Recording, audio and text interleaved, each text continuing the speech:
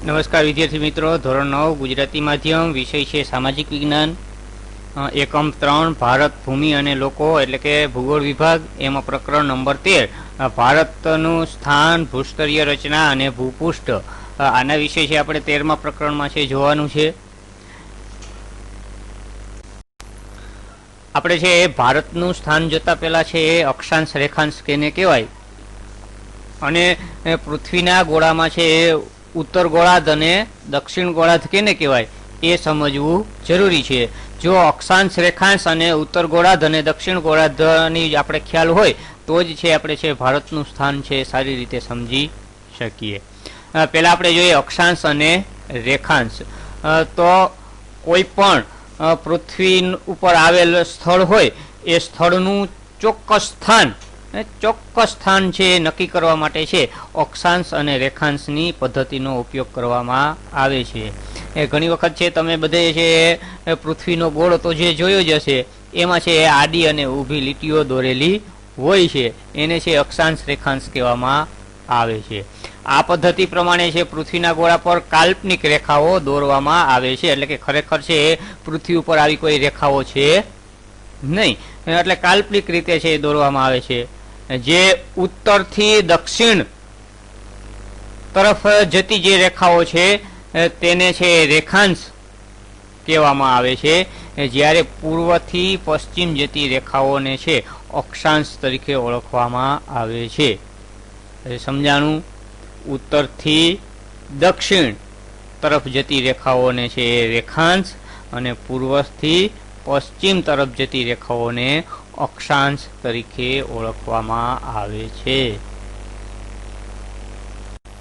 હવે ઉત્તર ગોળાર્ધ અને દક્ષિણ ગોળાર્ધ કેને કહેવાય? તો તમારી જે સ્ક્રીન ઉપર છે પૃથ્વીનો ગોળો તમે જોઈ રહ્યા છો, એમાં છે એક કાળા કલરની વચ્ચેથી છે એક રેખા પસાર થાય છે, જેને આપણે છે વિષુવવૃત્ત તરીકે ઓળખીએ છીએ, જે પૃથ્વીના બે ભાગલા પાડે છે. એટલે ઉપરનો ભાગ એટલે કે ઉત્તર તરફનો ભાગ છે એને ઉત્તર ગોળાર્ધ તરીકે ઓળખવામાં આવે છે, અને નીચેનો ભાગ એટલે કે દક્ષિણ તરફનો જે ભાગ છે તેને છે દક્ષિણ ગોળાર્ધ તરીકે ઓળખવામાં આવે છે. હવે તમે તમારી જ રીતે નક્કી કરો છો કે ભારત ક્યાં આવેલું છે, ઉત્તર ગોળાર્ધમાં કે દક્ષિણ ગોળાર્ધમાં? તો તમે જોશો કે ઉત્તર ગોળાર્ધમાં જે સફેદ કલરથી છે ભારત દેશ છે દર્શાવવામાં આવેલો છે. એટલે ભારતનું સ્થાન આપણે નક્કી કરવું હોય તો એક તો કહી શકીએ કે ભારત છે કઈ બાજુ આવેલું છે, તો કે ઉત્તર ગોળાર્ધમાં.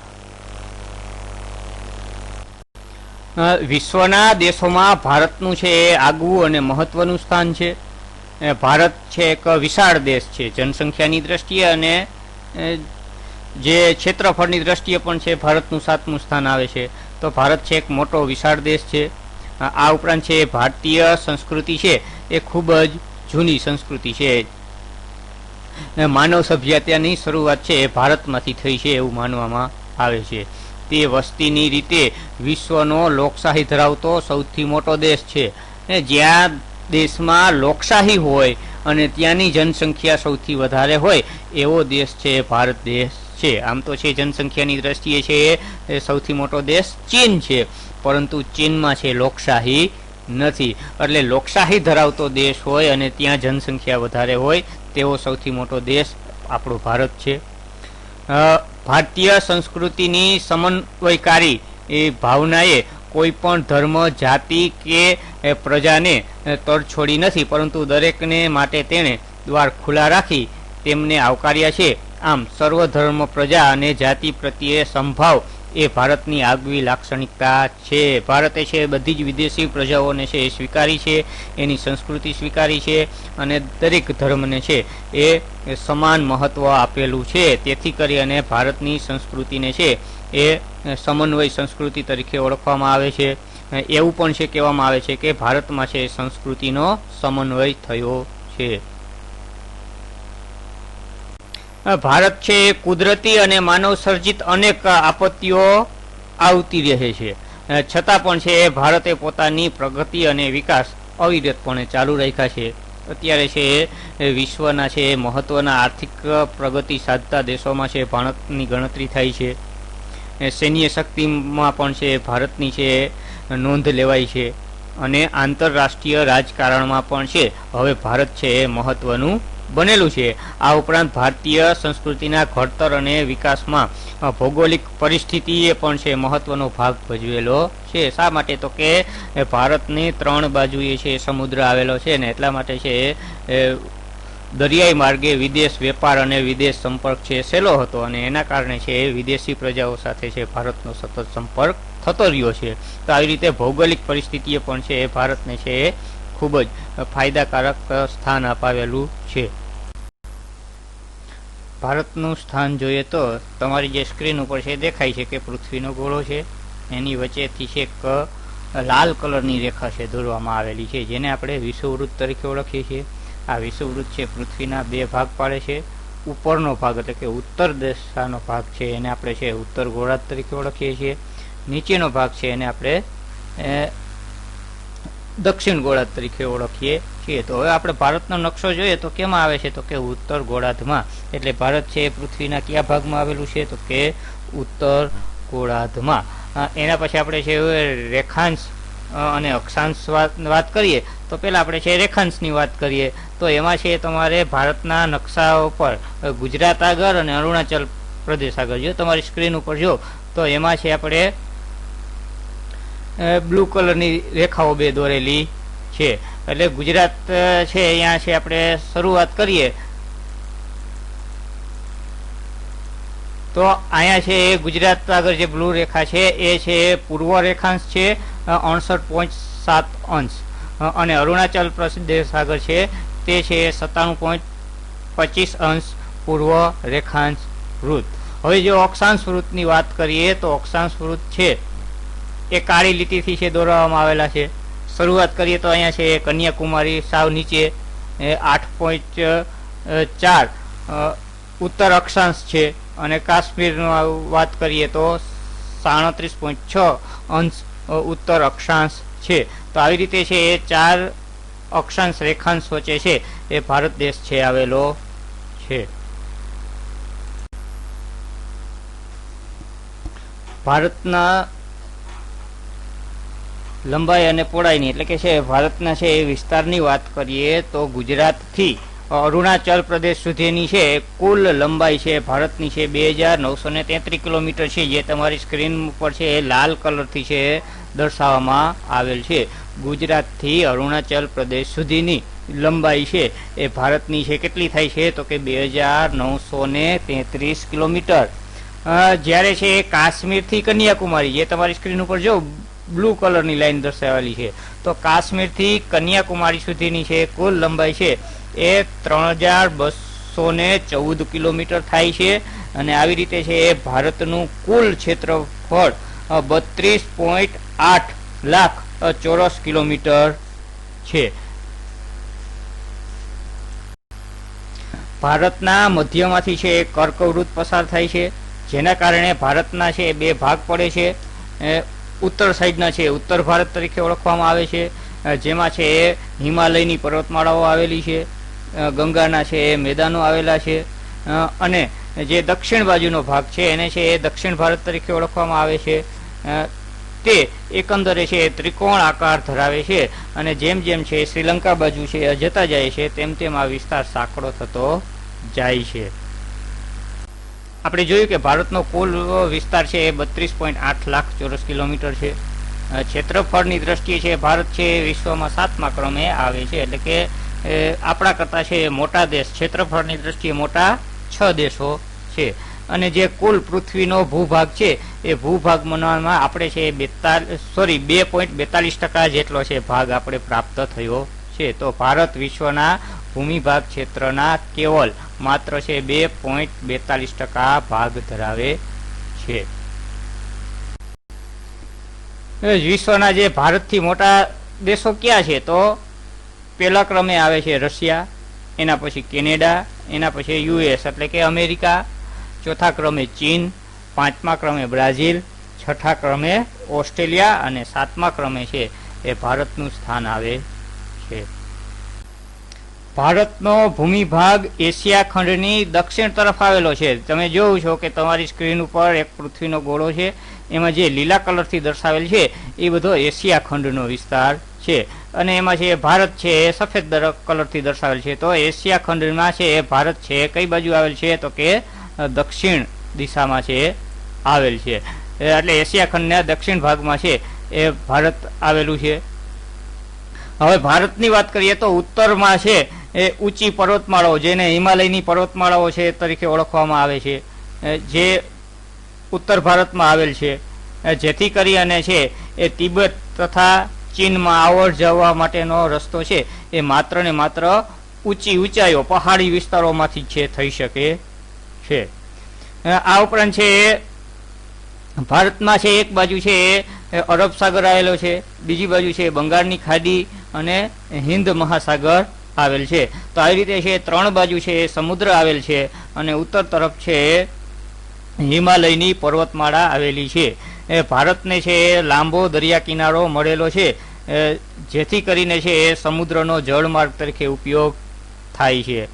જમીન માર્ગે પર્વતીય અવરોધ ઘેરાયેલ હોવા છતાં ભારતે છે બહારથી આગમન થયેલા સાંસ્કૃતિક તત્વોનો સ્વીકાર કરેલો છે. આમ તો છે ભારત છે 3 બાજુએ છે સમુદ્ર, એક બાજુ ઉચ્ચ પર્વતો, છતાં પણ છે વિદેશી લોકો છે ભારતમાં આવેલા છે, અને એની સંસ્કૃતિનો છે ભારતે સ્વીકાર કરેલો છે, અને એ ભારત સમાજમાં ભળી ગઈ છે.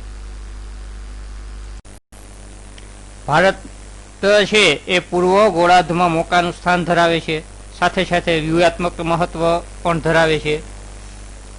ભારત છે પ્રાચીન કાળથી છે પરસ્પર સંબંધો વિકસાવવામાં જે સમુદ્રનું યોગદાન છે એ મહત્વનું રહ્યું છે. બીજા દેશો સાથે આંતરરાષ્ટ્રીય વેપાર કરવા માટે છે એ ભારતને છે એ સમુદ્ર ઘણો જ છે ફાયદાકારક થયો છે. એનું કારણ એ છે કે હિન્દ મહાસાગરના શીર્ષસ્થાને છે એ ભારત દેશ આવેલો છે, જેમાં છે એ પૂર્વ આફ્રિકા, પશ્ચિમ એશિયા, દક્ષિણ એશિયા તથા દક્ષિણ પૂર્વ એશિયાના દેશોની સાથે સમુદ્ર માર્ગો દ્વારા છે એ ભારતનો છે સંબંધ પ્રાચીન કાળથી રહ્યો છે, અને ખૂબ લાંબા સમયથી, જૂના સમયથી, પ્રાચીન સમયથી છે ભારતનો છે દરિયાઈ માર્ગે આ બધા દેશો સાથે છે સંબંધ હોવાના કારણે આ બધા દેશોની સાથે છે એ ઘનિષ્ઠ સાંસ્કૃતિક અને વ્યાપારિક સંબંધો ભારતે છે એ બનાવેલા છે, વિકસાવેલા છે.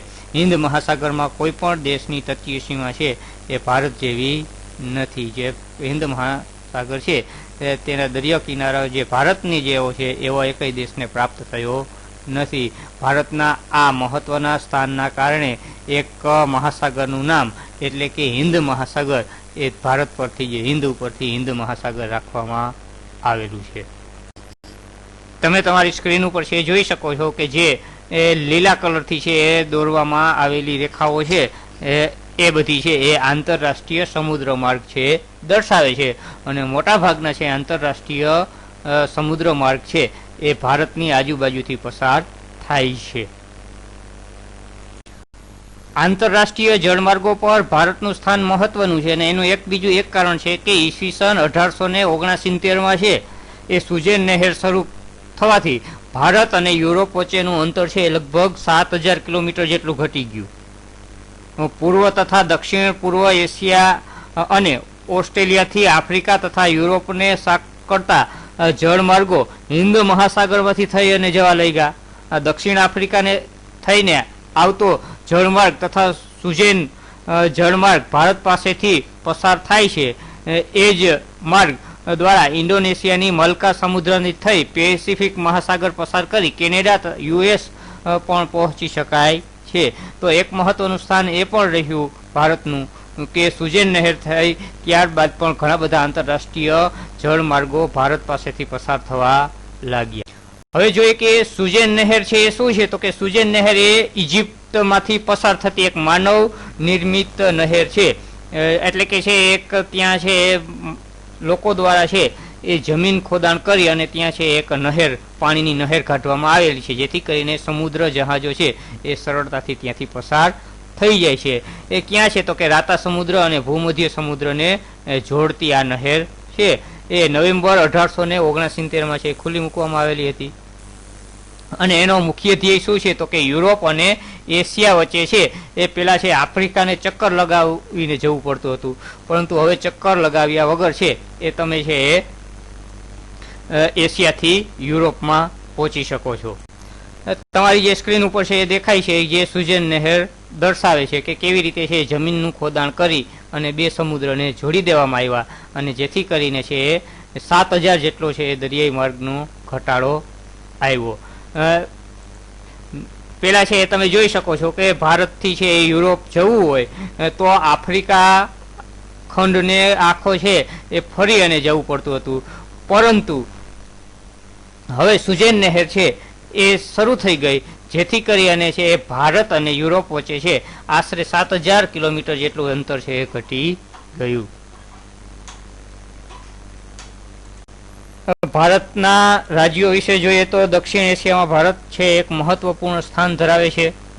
ભારતમાં છે એ કુલ 28 રાજ્યો આવેલા છે. તમારી ચોપડી જે ટેક્સ્ટ બુક છે એમાં 29 લખ્યા છે, પણ ખરેખર અત્યારે 28 રાજ્યો છે. એનું કારણ એ છે કે 2019માં જે જમ્મુ કાશ્મીર હતા, જમ્મુ કાશ્મીરના છે બે ભાગ પાડવામાં આવ્યા, જમ્મુ કાશ્મીર અને લદ્દાખ, અને આ બંનેને છે એ કેન્દ્ર શાસિત પ્રદેશો જાહેર કરવામાં આવેલા છે. એટલા માટે અત્યારે છે કુલ 28 રાજ્યો છે. તમારી સ્ક્રીન ઉપર છે જોઈ શકો છો કે આંધ્રપ્રદેશ, અરુણાચલ પ્રદેશ, આસામ, બિહાર, છત્તીસગઢ, ગોવા, ગુજરાત, હરિયાણા, હિમાચલ પ્રદેશ, ઝારખંડ, કર્ણાટક, કેરળ, ઓડિશા, મહારાષ્ટ્ર, મણિપુર, મેઘાલય, મિઝોરમ, નાગાલેન્ડ, મધ્યપ્રદેશ, પંજાબ, રાજસ્થાન, સિક્કિમ, તમિલનાડુ, તેલંગાણા, ત્રિપુરા, ઉત્તર પ્રદેશ, પશ્ચિમ બંગાળ અને ઉત્તરાખંડ.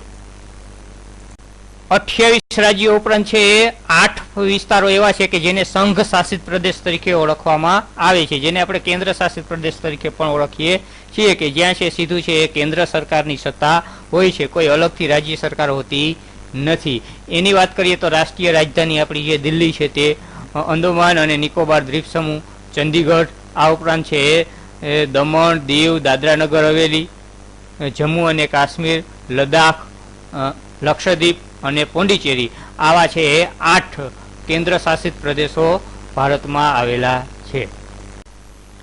ભારતના પાડોશી દેશોની વાત કરીએ તો અલગ અલગ છે. પાડોશી દેશો જે આવેલા છે એમાં છે પાકિસ્તાન છે, એના પછી અફઘાનિસ્તાન, ચીન, નેપાળ, ભૂતાન, મ્યાનમાર, બાંગ્લાદેશ, આ બધા દેશો આવેલા છે. આ ઉપરાંત છે હિન્દ મહાસાગરમાં આવેલ શ્રીલંકા અને માલદીવ, જે દ્વીપ સમૂહોનો દેશ છે, નાના નાના ટાપુઓ આવેલા છે એવો દેશ છે, તે પણ છે ભારતના પાડોશી દેશો છે, જે તમારી સ્ક્રીન ઉપર છે તમે જોઈ શકો છો. પાકિસ્તાન, અફઘાનિસ્તાન, ચીન, નેપાળ, ભૂતાન, મ્યાનમાર, બાંગ્લાદેશ, શ્રીલંકા અને માલદીવ. તમિલનાડુના દરિયા કિનારે છે એક છેડે ઇન્દિરા પોઈન્ટ દરિયા કિનારો હતો, પરંતુ 2004માં જે સુનામી આવી તેમાં છે આ ઇન્દિરા પોઈન્ટ છે એ જળમગ્ન થઈ ગયો છે. આ ઉપરાંત છે આંદમાન નિકોબાર દ્વીપ સમૂહના કેટલાક ટાપુઓ પણ છે એ સમુદ્રમાં ડૂબી ગયા છે. ભૂસ્તરીય રચના. ભારતના વર્તમાન ભૂપૃષ્ઠનું સ્વરૂપ પૃથ્વીની ભૂ સંચાલન પ્રક્રિયા અને બાહ્ય હલનચલનના પરિણામે છે. ભૂસ્તરીય રચના એટલે કે ક્યાંય રણ વિસ્તાર, ક્યાંય સપાટ મેદાનો, ક્યાંય પર્વતીય વિસ્તારો, ક્યાંય ખાણો વગેરે છે તેને છે એ ભૂસ્તરીય રચના તરીકે ઓળખવામાં આવે છે. પૃથ્વી ઉપર છે અલગ અલગ છે 7 મૃદાવરણીય પ્લેટો આવેલી છે, અને એના ઉપર છે પૃથ્વીનું ઉપરનું પડ ટકી રહેલું છે. તો મૃદાવરણીય પ્લેટ એટલે શું? તો પૃથ્વીનો ઉપરનો પોપડો તેની નીચે રહેલા એસ્ટોટિયનના અર્ધદ્રવિત ખડકો ઉપર ઉપરી તરી રહ્યો છે. એટલે કે પૃથ્વીના પેટાળમાં છે એક અર્ધદ્રવિત લાવા છે, અને એ લાવા ઉપર છે ઉપરનો જે મજબૂત કઠણ ભાગ છે એ તરી રહ્યો છે. પૃથ્વીના પેટાળમાં થતી કિરણોત્સર્ગ પ્રક્રિયાને પરિણામે ગરમી ઉદ્ભવે છે, જે દ્રવિત ખડકોમાં સંવહનિત તરંગો ઉત્પન્ન કરે છે, ભૂસપાટી તરફ જવાનો પ્રયત્ન કરે છે. ભૂકવચ તરફ ઉદ્ભવતા તરંગો દ્વારા ઉપરનું પડ ફાટીને મોટા મોટા ટુકડાઓમાં વિભાજિત થઈ જાય છે, જેને મૃદાવરણીય પ્લેટ તરીકે ઓળખવામાં આવે છે.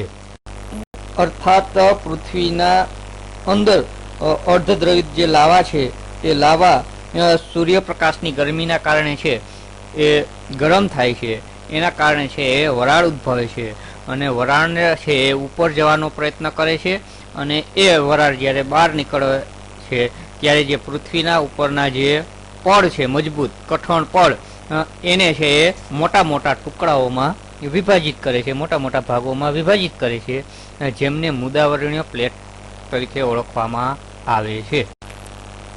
આવી મુખ્ય 7 મુદાવરણીય પ્લેટો છે એ પૃથ્વી ઉપર આવેલી છે, જેને ભૂસંચાલન તકતીઓ તરીકે ઓળખવામાં આવે છે. પેસિફિક પ્લેટ, ઉત્તર અમેરિકા પ્લેટ, દક્ષિણ America plate, Eurasian plate, African plate, Indo Australian plate, Antarctic plate. આવી છે અલગ અલગ 7 મુખ્ય મુદાવરણ પ્લેટો છે એ પૃથ્વી ઉપર આવેલી છે. તમે તમારા કોમ્પ્યુટરની સ્ક્રીન ઉપર છે જોઈ શકો છો કે અલગ અલગ પ્લેટો છે એ બતાવવામાં આવેલી છે.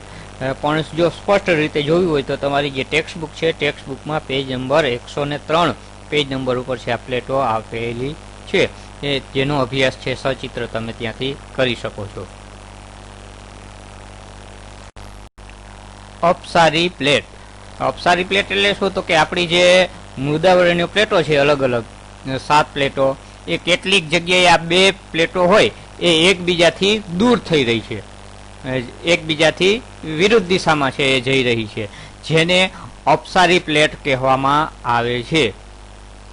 આવી રીતે જ્યાં છે 2 પ્લેટો એકબીજાથી દૂર થતી હોય ત્યાં છે મોટા મહાસાગરો અથવા તો છે મોટી ખાણોનું નિર્માણ થાય છે. એના પછી છે અભિસારી પ્લેટ, એટલે કે જ્યાં મુદાવરણીય પ્લેટો છે એકબીજાની નજીક આવે છે અને ખૂબ નજીક આવી ગયા પછી છે એકબીજા ઉપર છે ચડી જાય છે, તેવી પ્લેટોને છે એ અભિસારી પ્લેટ તરીકે ઓળખવામાં આવે છે. જ્યારે છે એ 2 પ્લેટો છે નજીક નજીક આવે છે ત્યારે છે ત્યાં છે મોટા મોટા પર્વતોનું નિર્માણ થાય છે. રૂપાંતરિત પ્લેટ, તો કે કેટલીક પ્લેટો પર આવેલો ભૂમિખંડ છે નિરંતર ખસતો રહે છે.